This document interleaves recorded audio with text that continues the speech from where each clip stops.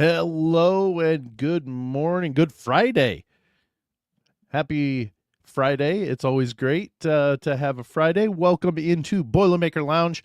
I am Sam Sprunger, and as you can see, I'm flying solo today, which is kind of appropriate because Grant is at an air show in Wisconsin. So I am going to be by myself today, but we've got a few topics that I can at least offer some information on pertaining to the Boilermakers, former Boilermakers, and whatnot, and some stuff that could be interesting and an interesting time to chat about that today. So we've got some stuff on the docket here. Matt Painter and the coaching staff have offered some scholarships for actually it's there are some 2026 and there are some beyond, but the ones I'm going to kind of talk about the most today are the ones that he's offered in 2020 for the class of 2026. And excuse me, that also I don't often post personally, stuff, but I'm often on social media reading some things, and I post occasionally when it comes to that. But I read it, and there are some weird questions going on about Coach Painter and the coaching staff because of the recent offers that they've made. And then Robbie Hummel got a new job. So we're going to talk about those things for today's episode. And then it's the weekend. Gotta love the weekend. It's always great. But recruiting offers recently for Coach Painter, a lot of top 50, top 100 offers, or those players that they've already offered in the past have kind of winnowed down their final, or well, maybe not their final, but their top choices to this point, and Purdue's on them. So looking at some of them is Bo Ogden. He's a good forward out of Austin, Texas. He's number 49 of the overall prospects of the class of 2026. According to 24/7 Sports. He took an official visit to Purdue back in February. He finally announced his top 6 schools that he wants to consider. It will be one of the 6. It's Gonzaga, Texas, Tennessee, Kansas, Virginia, and Purdue. And being a top 50 recruit at this point, you're looking at either a really highly rated 4-star or a highly rated 4-star or a 5-star. And Coach Painter's getting these guys to start thinking about coming to Purdue when in the past it just didn't. And we've talked about this. Grant and I have talked about this, that as your program starts to see some success, you start getting the higher recruits to say, you know what, maybe I can go there and still accomplish what I want to accomplish, but then also keep the success rolling for the program that I go to.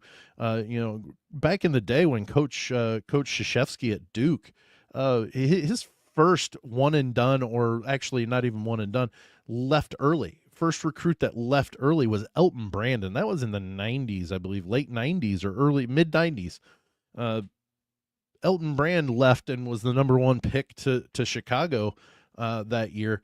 But he was the first one, and that was the change in Coach K's career when it comes to those players that would normally be one and dones, and he didn't really go after them too often, or leave school early, and he wouldn't go after them that much.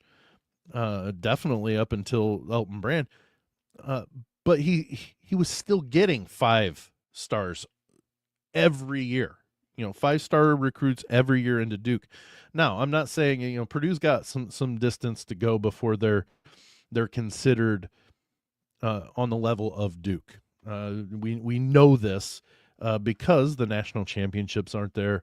The pedigree of the recruits that he's had, that Coach Painter's had during his tenure in West Lafayette, isn't the level, and that's not taking away from what he's done. We've talked about that, ad nauseum as well. That Coach Painter likes finding those 2-3 stars and turning them into 5 stars, and so that's not the necessarily the what I'm saying is he's not. As you get better, the better recruits start coming. They consider Purdue as one of the better programs.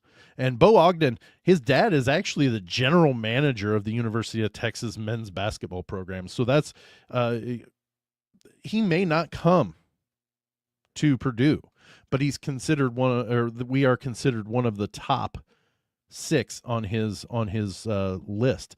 And last year as a junior, Ogden averaged 14.8 points, almost 5 rebounds, 2 assists, and that's only in 22 games.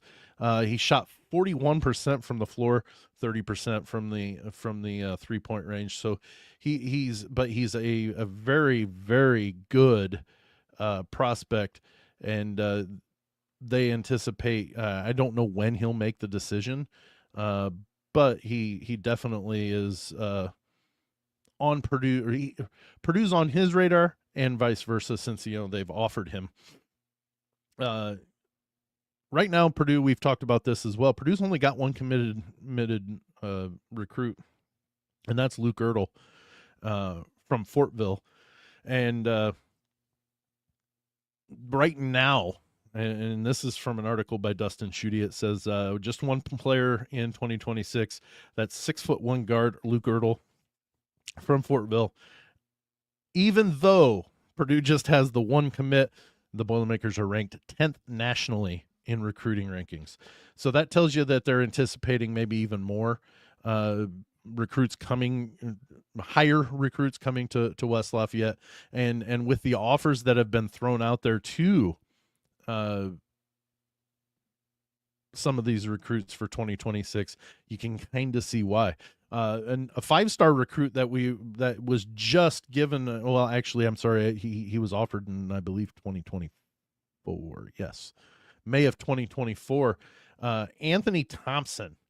He's one of the top recruits in 2026. He's a top 10 recruit.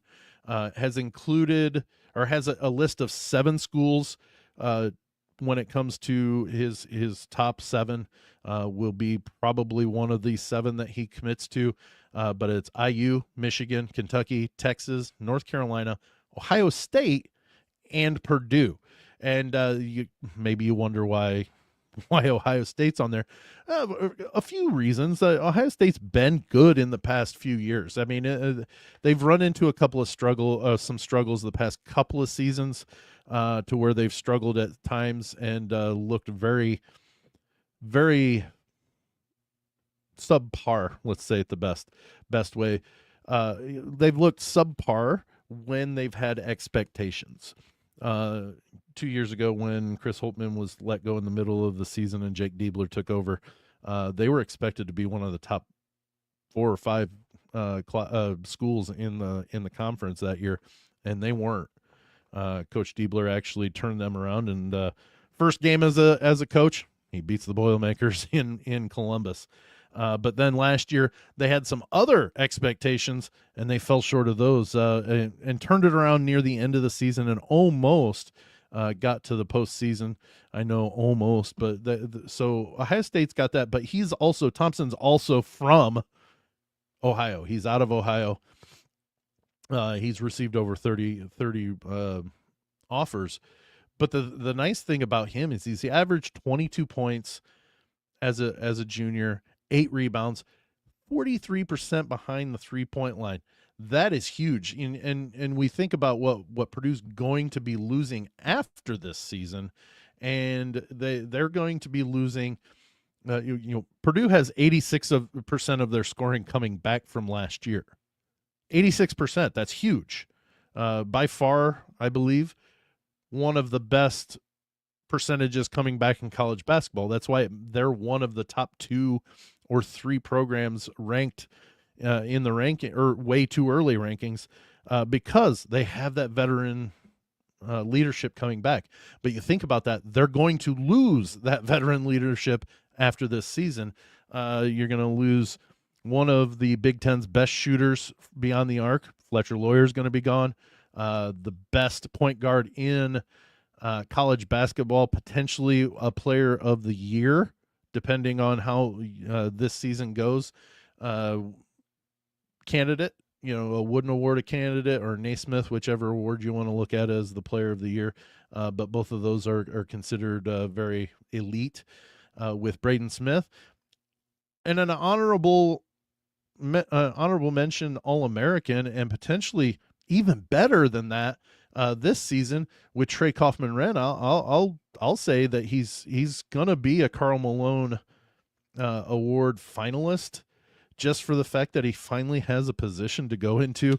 With Trey Kaufman-Renn last year playing in between the 4 and the 5, he didn't fit to either of the awards.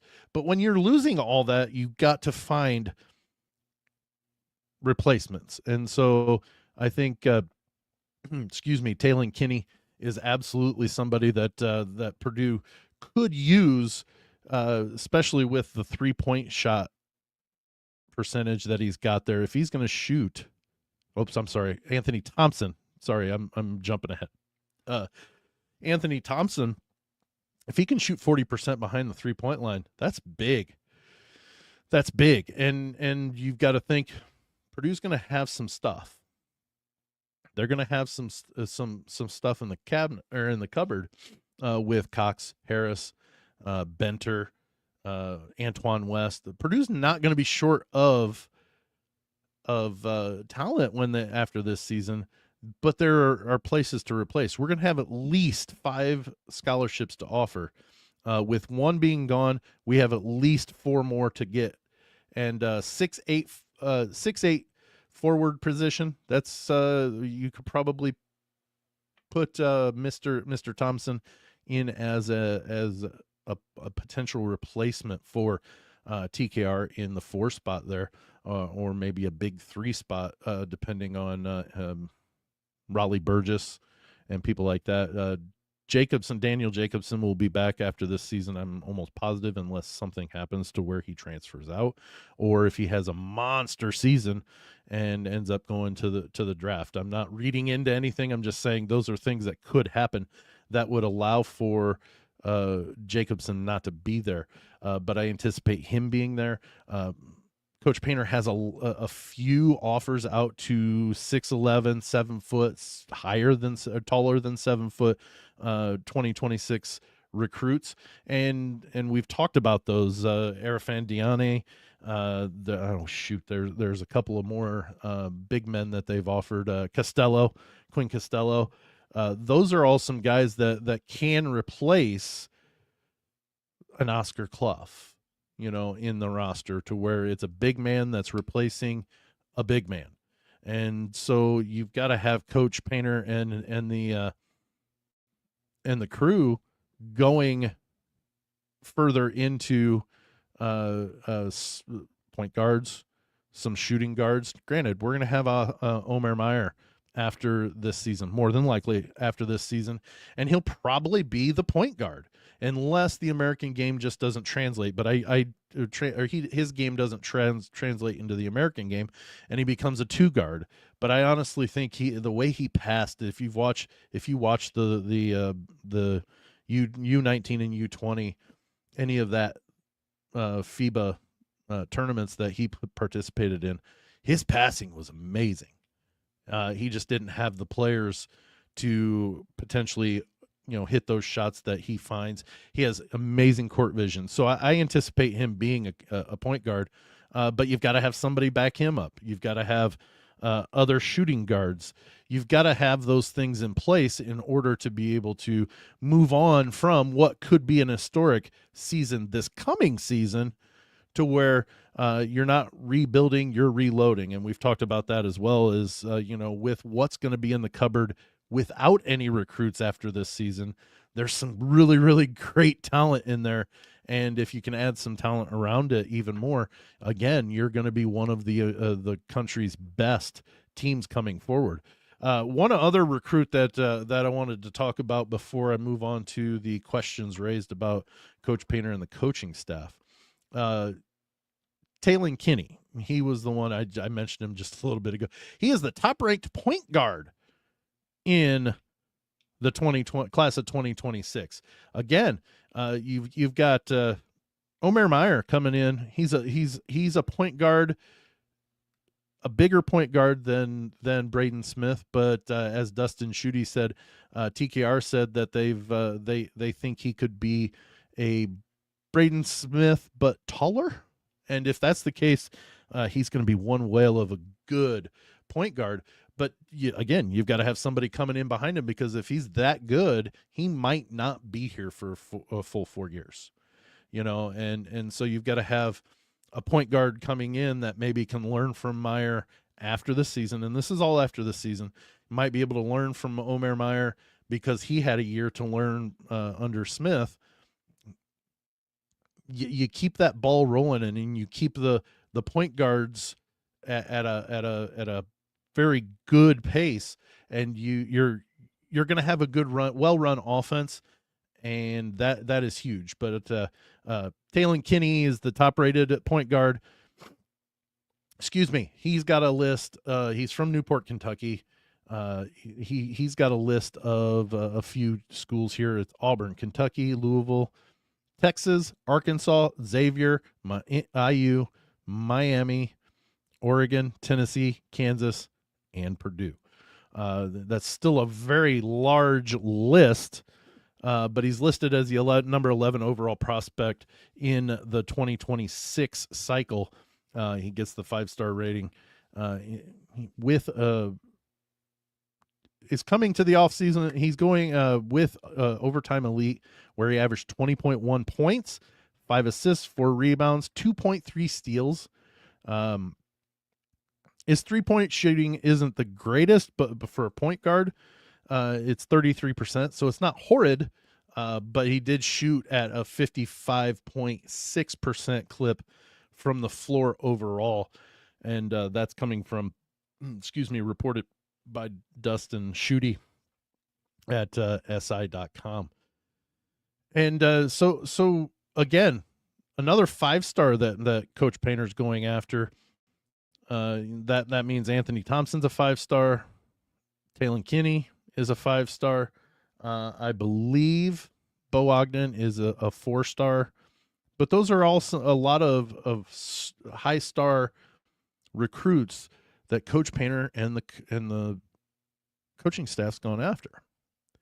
And again, I was talking about earlier, right at the beginning, that reading around on social media, and I believe this was on X, somebody made the comment of, I really wish Coach Painter would stop taking the easy way out and just recruiting 4 and 5 stars.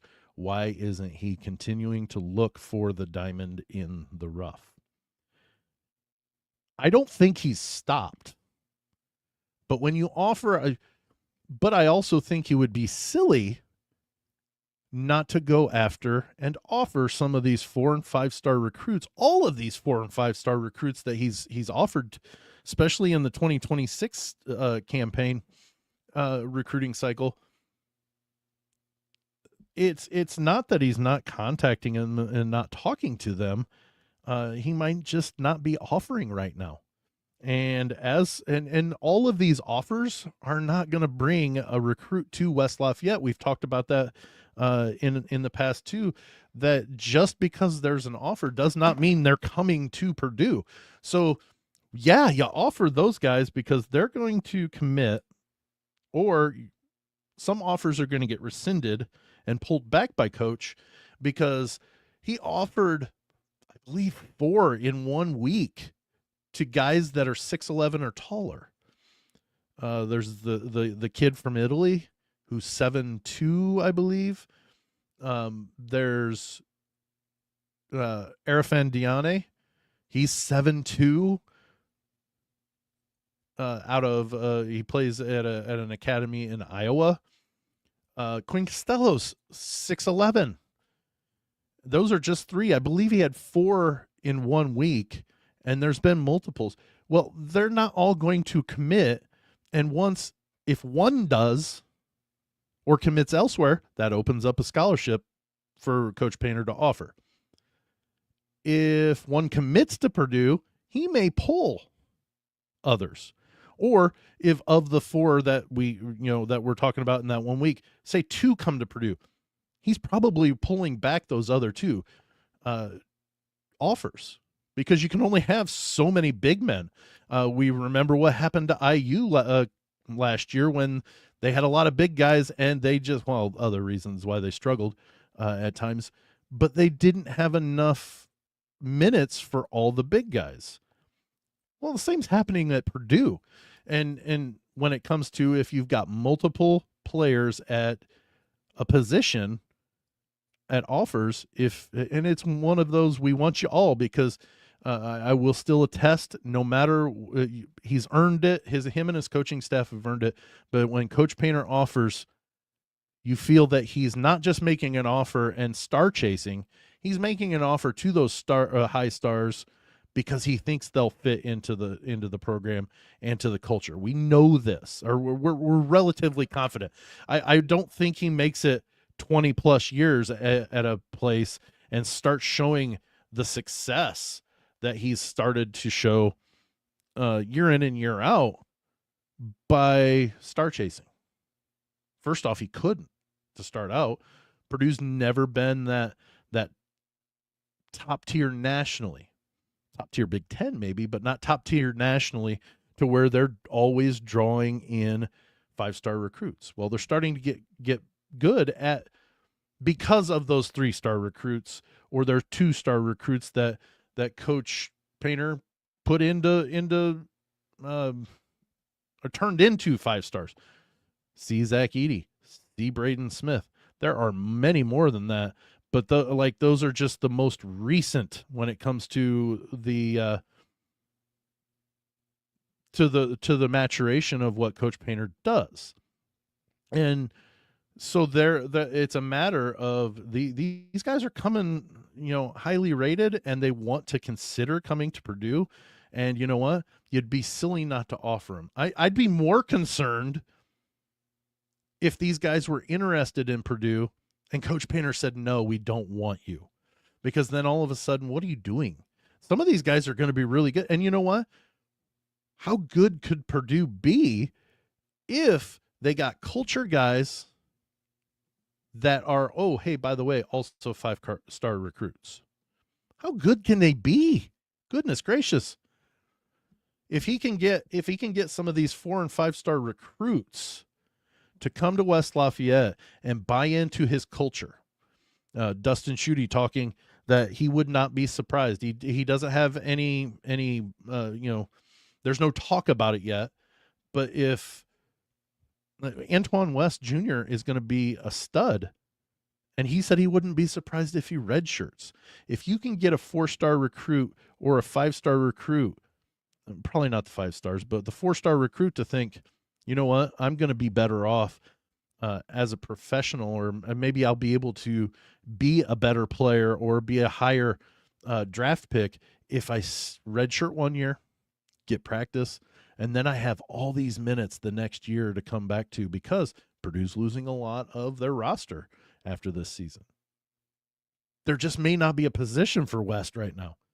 Excuse me. And if he can work and get better, all while maintaining his eligibility, and then come in the next season as a stud, I don't see anything wrong with it. Now, he very well may prove that he needs minutes now, and if that's the case, Coach Painter's got his hands full.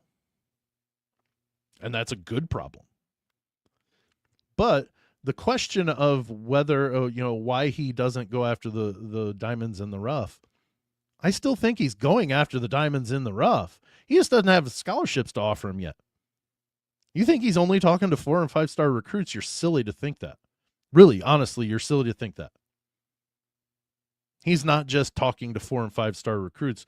When he made the culture and what Purdue is now on 3 and 4 or 2 and 3-star recruits that he developed, that he and his coaching staff developed.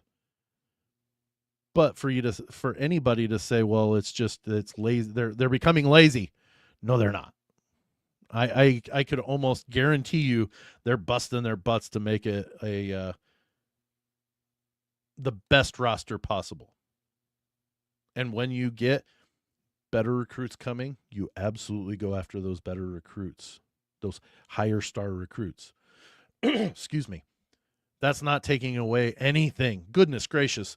We are so blessed to have had 2 years that we did with Zach Edey, 2-time National Player of the Year, and to be blessed to have had 3 almost or going into the 4th season of Braden Smith, Fletcher Lawyer, and a 5th season with TKR, because TKR was mature enough to understand what his role was, and he redshirted. And now look at him. He's an All-American coming back for his senior season and could be even more.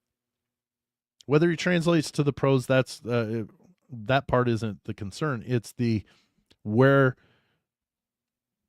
wouldn't you go after the higher recruits when these guys have turned Purdue into what they are now? I really, and I'm not a yes man or a Matt Painter apologist. So I'm not. If criticism is needed, I will call him out. There's no problem with that. But right now, he's done nothing at this point.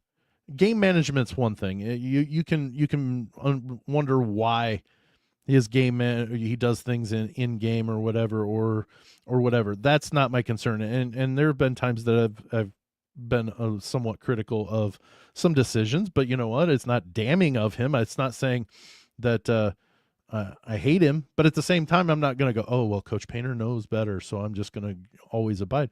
I trust him in this, though, to where if it seems like all of a sudden we're getting, if let's say we get 3 or 4 of these 4 and 5-star recruits to come in, and all of a sudden it goes, the culture and things like that go to hell in a handbasket, that's where I will call him out. But he's earned enough of the respect and the expectation of he knows what he's doing. Again, you don't stick in a place for 20 plus years and not know what you're doing. There have been struggle years, sure. Early on in his career at Purdue, they struggled some. He took over a program that was kind of on the down and outs at the time, but he's turned it around, and look at what we're at now. We're anticipating a national championship. I made my first sports bet this last weekend, and it was on Purdue to win the national championship. So like that, and I've never been that confident short of 94 when Glenn Robinson and Conzo Martin, Matt Waddell, Ian Stanback, Brandon Brantley, Coach Brantley, they were the 1 seed in the Midwest. They should have went to the Final Four, but Glenn Robinson hurt his back going into the Elite Eight game against Grant Hill and the Duke Blue Devils, and they couldn't pull it off and could not get Coach Katie to the Final Four. That's the only time that I was ever really, really confident that they'd before the season started, that they should win the national championship. Even 2 years ago when after they got beat in the first round, I thought, wow, Purdue's got a great chance, but I was never so confident. I made a sports bet doing it this year. That's how confident I am in Purdue and what they've developed and turned into. So Matt Painter and his coaching staff has earned my trust that if they're offering all these 4 and 5-star recruits, they've got a reason for it, because they think they're going to fit into the culture, or at least they're going to fit in while they're here. Are they all going to? Not all of them. If they come to Purdue, they're not all staying for 4 years. We shouldn't be silly enough to think that. I mean, Zach Edey had 1 more year of eligibility and he left. Now, granted, he was a senior, but and he graduated. But the point being is he could have stayed one more year. Jaden Ivey left early after his sophomore year. It happens. You're going to get some that are going to leave. But Braden Smith come back for the 4 because he wants to run it back again. I trust that Coach Painter and the staff has done their homework on these 4 and 5 star recruits, and they're offering because they feel that they're building the program to be better in the future, not just, well, let's win now. They're going after the good recruits, and you never know if let's say they only get 2 of those high recruits, they still have scholarships available to go after. And like I said, I'm sure they're talking to those lower diamond in the rough recruits, and they're making relationships there.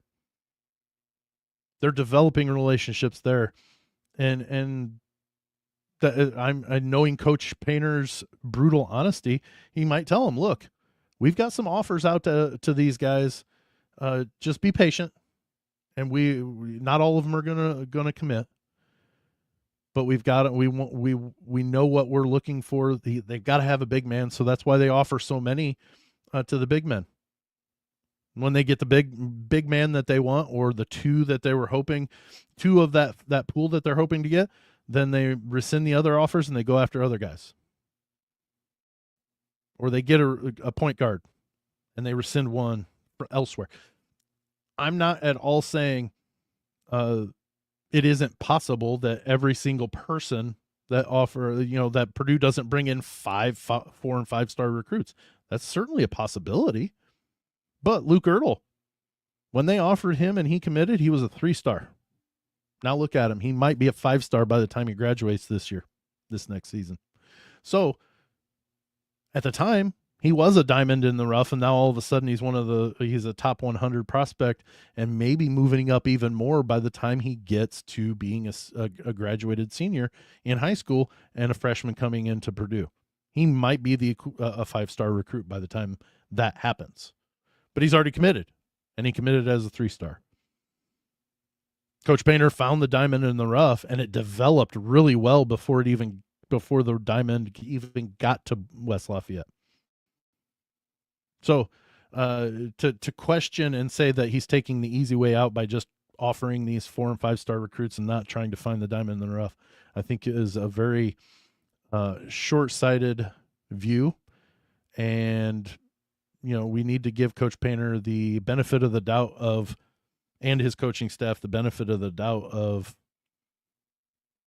he knows what he's doing, and if you disagree, let me know on that in the comments or on social media, because I've been paying attention to Purdue basketball I'm almost 46, and I would say probably the better part of 40 years by the time I realized what Purdue was by then. Better part of 40 years, and I can't see that Coach Painter is taking the easy way out. He's worked too darn hard to get the program to where it is by doing something different than to go all of a sudden go star chasing. He's stubborn.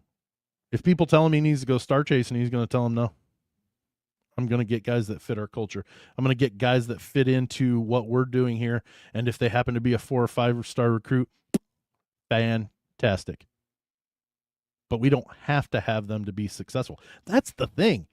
Purdue's been successful with not having to have them.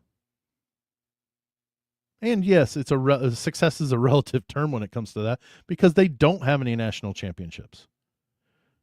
They only have the most Big Ten regular season championships in the history of the conference, and that says a lot, especially when Matt Painter has contributed a ton of those himself in the 20 years he's been here. So let's put that to rest, because honestly, Coach Painter shouldn't, until you have some years behind you of him being a star chaser and how the program's gone and taken a nosedive. I think we need to leave that conversation to the back burner and not actually worry about it too much. Not worry about it too much, because you know what? we're going to have a really, really good season this year. Why would you let it be ruined by it's a waste. It's a waste to waste your time talking about, well, Purdue's just star chasing. No, they're not. Let's move on. So to wrap up before we go for the weekend, let's talk a little bit about former Boilermaker Robbie Hummel. He was given or got a new job offer, and he's accepted it. He's going to be the new or one of the part of the broadcast team for the NBC or NBA on NBC broadcast team this next season. And what a trajectory his career has taken in the past decade since he has started his broadcast career. It was reported that he is a part of the team there. It's a big improvement and move. NBC is starting up the new NBA, their new NBA coverage on NBC and Peacock for the first time since 2002. So 2002 was the last time that the NBC had the NBA, and so 24 years later, they're coming back. And along with Reggie Miller, Grant Hill, Derek Fisher, Robbie Hummel, Brad Doherty, and then you've got Mike Tirico, Michael Grady, Noah Eagle, and Terry Gannon as the play-by-plays. But then you have Brad Doherty, Robbie Hummel, Brian Scalabrine, Derek Fisher, Austin Rivers, Grant Hill, Reggie Miller, and Jamal Crawford as the rest of the broadcast team. They haven't nailed down exactly what who goes with who, but Robbie's in there. Also saw that there's not the impact of the new role that he has. It's not clear on what the impact will be of his coverage during the basketball season. So there is a potential that Robbie Hummel will not be doing some of the broadcasting of college games that he normally had been doing in the past years. I would imagine that he'll probably still have some, maybe for the Big Ten Network or something. I don't know that ESPN will let him do one between NBC. So his role with ESPN, they really just haven't nailed down exactly what this new role with NBC has done for his college basketball broadcasting career. But good for Robbie. It's really, really awesome to see such a good dude be able to realize a different dream than what he originally had strived to do. Because honestly, I'm sure he wanted to be an NBA player, but that didn't take fruition with the injuries that he suffered at tail end of his Purdue career, and then just never took off in the NBA with that as well. So it's definitely a great thing to see. He's good at what he does. He knows basketball. The great thing is, and I've seen some people say that this is a bad thing. He knows how not to be a homer. Now, don't get me wrong. Almost everybody knows he's a Purdue guy and that he loves Purdue. The man broke down crying on the sidelines after Purdue went to the Final Four because it meant so much that Coach Painter realized that he and the other baby Boilermakers were the ones that helped get this started. It brought this down the road, and he loves Purdue, but at the same time, he can be impartial. He can criticize Purdue. And it's not, oh, well, he hates the Boilermakers, or he's able to say, look, they need to do this, and this, or they really suffered and that's why they lost, or whatever. He can criticize Purdue, but at the same time, you never doubt that he loves the Boilermakers. And I think he's going to carry that to the NBA on NBC this next season. And hopefully we still get to see him when it comes to college games, because I think he really does a great job with that as well. So good job, Robbie Hummel. Congratulations. Maybe we need to get him on the show and talk to him about that as well. But all right, well, that brings us to the end of my time here on Boilermaker Lounge, the Friday edition. Again, we are planning one show a week unless we've got enough information or whatever to talk about over 2 shows. But we will definitely let you know if there's going to be a show, more than one show. We're planning every Friday through the rest of the off season, and then if we need another one, we will do a Tuesday or a Wednesday just to be able to get you the rest of that information. We do have some former Boilermakers coming on for Beyond the Rails. Excuse me. I know we've been talking about that, but we've been talking. We've got to get a date to record settled for a couple of players, and that way we can have some of those out there as well. But thank you so much for joining us today and this week. We love doing this. Grant and I both do love doing this, even though Grant's not here today. But we love doing this, and we love talking about our old gold and black. And we love Purdue, and it's just an awesome ability to go out or come out and reach out to you guys and talk about our thoughts, and to have you guys responding in kind. So feel free to reach out. Lounge Sports Network on social media. We've got some Boilermaker Lounge does have an X account, so you can reach out to there. But just let us know what you're thinking, or post some comments in the streams. But also every day or every week after the live stream, the podcast version of the show comes out, and get that listened to, put it on, bookmark it, follow us on whatever platform you've got, and you'll get notified of a new episode every time it comes out. But thanks so much for joining us this week on Boilermaker Lounge. For Grant Flora, who was out, but for Grant Flora, I'm Sam Sprunger. We'll see you next week.